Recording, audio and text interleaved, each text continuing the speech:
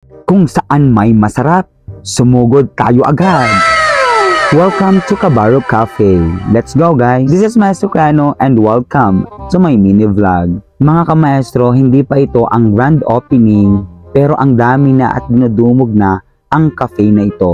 Ito na magiging bagong meet-up place namin sa aming mga kliyente sa One of the Lifestyle International. Na kahit kami ay nagkakape or nagme-merienda, kumakain, pinag-uusapan namin ang negosyo. Amazing! And let's meet our Cabarro Cafe owner, Mr. Marwin Barro. O baka naman may magtanong pa sa inyo ang kukulit nyo at bakit Cabarro Cafe ang pangalan niya.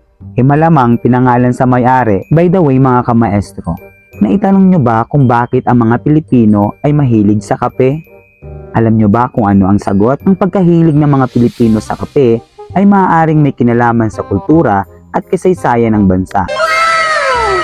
Ang Pilipinas ay isang malaking producer ng kape, kaya ito ay madaling makuha at magkaroon ng magandang kalidad. Bukod dito, ang kape ay bahagi na rin ng araw-araw na pamumuhay ng maraming Pilipino katulad namin.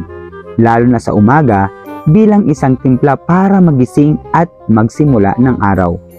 Bukod sa praktikal na gamit nito, maaari rin itong maging social na pagtitipon at bahagi ng mga kultura at tradisyon sa mga pagtitipon at pagsasama-sama ng mga Pilipino.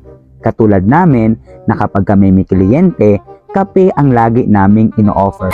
Pero by the way, kain muna tayo at tikman ang masarap na sausage ng Cabarro Cafe. Patikim pa lang ito mga kamaestro, hindi pa ito ang grand opening. Sana mapuntahan ninyo itong Cabarro Cafe na matatagpuan sa Quezon Avenue, Quezon City. Bye!